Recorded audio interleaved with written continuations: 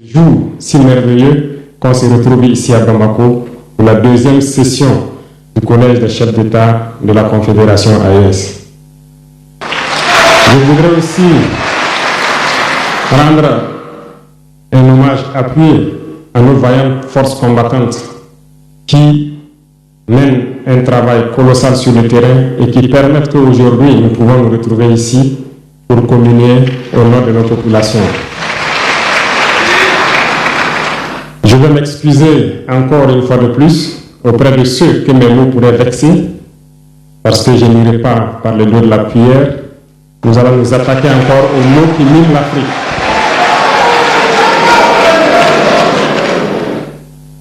Vous avez certainement tous déjà entendu parler du printemps arabe.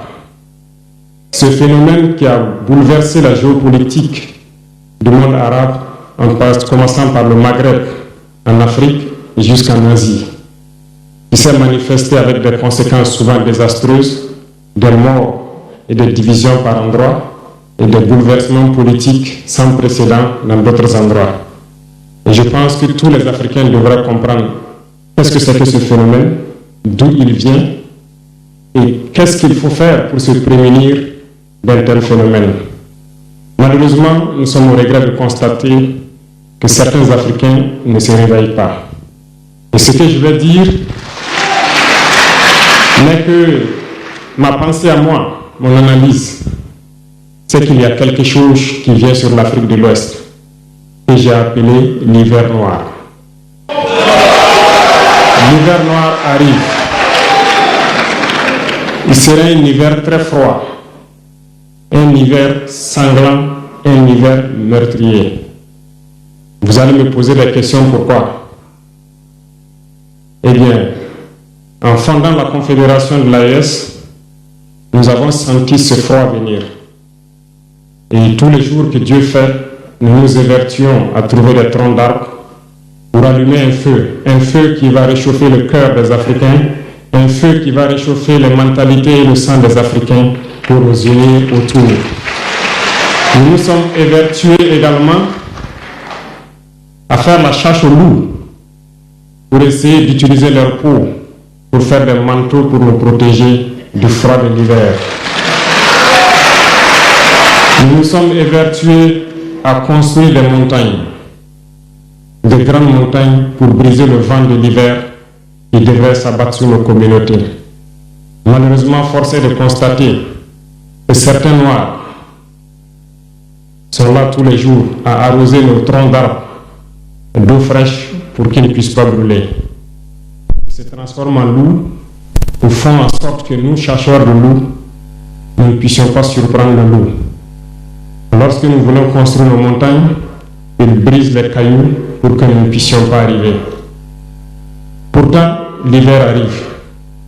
Et quand l'hiver viendra, devrions-nous permettre à ceux-là qui combattent de venir se protéger avec nos manteaux qu'on a confectionnés, avec les montagnes qu'on a construites pour nous protéger des vents, ou encore se réchauffer avec nous autour du feu. Telle est la question qu'il faut qu'on se pose. Qu'adviendra-t-il donc du panafricanisme quand l'hiver viendra? L'hiver viendra parce que la guerre se transporte en Afrique de l'Ouest. Les impérialistes font tout pour mettre l'Afrique de l'Ouest à feu et à sang.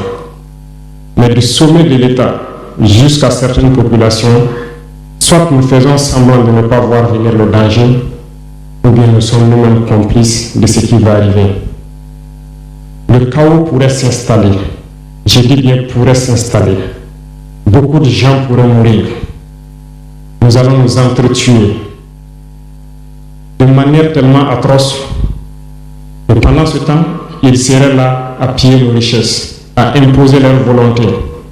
Et ceux qui vont survivre de cette tragédie n'auront que deux choix.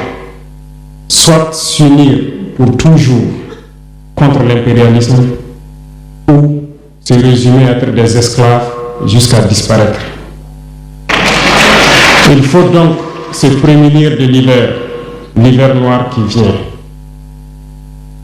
Nous ne pouvons pas comprendre que les Noirs en Afrique de l'Ouest ici prie Dieu que les terroristes tuent des populations noires.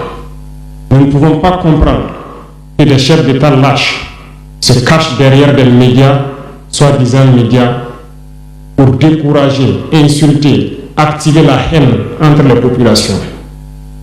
Ces individus qui sont sur leur plateau, qui tous les jours du matin au soir crachent leur venin toxique pour attiser la haine entre les communautés, ils sont généralement très vilains.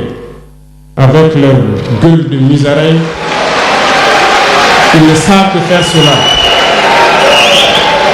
Regardez-les bien. Ils sont là avec des yeux de drosophiles sauvages. Tous les jours, c'est cracher du venin. Ils cherchent à diviser les communautés. Sur les réseaux sociaux, ils sont là et ils sont nombreux.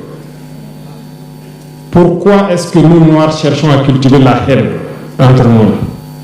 Et par hypocrisie, on se dit frère. Il faut que nous puissions nous dire la vérité de manière très crue, quitte à ce que ça vexe. On va s'excuser, mais il faut que nous nous réveillons. Pourquoi est-ce que le noir est comme ça? Pourquoi est-ce que nous ne pouvons pas voir le danger venir, nous unir et nous prémunir? Pourquoi est-ce qu'il faut que par nos comportements, nous allions affronter ces dangers qui risquent de nous décimer? Mais d'autres ont fermé les oreilles. Ils font semblant de ne pas entendre la politique de l'Autriche. Des peuples se complaisent dans la colonisation. Ils aiment cette domination. À peine s'ils n'appellent pas les impérialistes, venez nous coloniser. Nous aimons être vos esclaves. Nous nous posons souvent des questions lorsqu'on voit les réactions.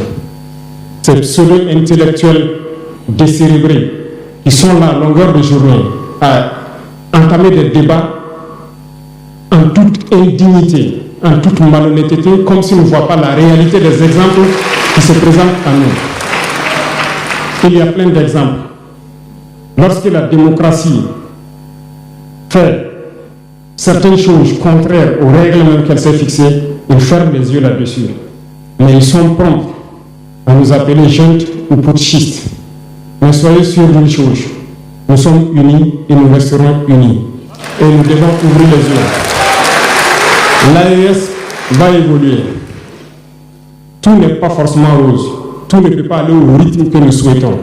Mais nous avançons sereinement et nous allons arriver à notre objectif. Et quand viendra l'hiver, si il faille que nous passions par l'hiver pour être libres, pour être unis, nous prions Dieu qu'il en soit ainsi et qu'il protège nos populations. Sinon, une chose est sûre, l'AES vaincra, l'AES grandira. Restez sereins parce que nous avons confiance en nos populations. Nous avons confiance en vous, que vous compreniez qu'aucune manipulation ne peut aujourd'hui nous diviser entre nous. Aucune manipulation ne peut nous amener à haïr d'autres personnes. Aucune manipulation ne doit nous amener à riposter d'une manière violente, physique, face à ces individus qui n'ont absolument rien compris. Restez sereins, ne ripostez pas physiquement, nous riposterons par la communication jusqu'à ce qu'ils changent eux-mêmes de mode d'action et nous allons aussi riposter en fonction du mode d'action. Restez sereins, Dieu protégera l'AES. Dieu vous protège tous, toutes les populations de l'AES. Dieu vous accompagne tous dans vos objectifs. Et Dieu, qui est si juste, se bat pour ceux qui se battent. Nous nous battons. Nous sommes une population résiliente, la plus résiliente de la sous-région. Personne n'aurait cru que vous pouvez supporter ce que vous êtes en train de vivre. Nous allons vaincre le terrorisme, nous allons nous développer et nous allons nous affirmer.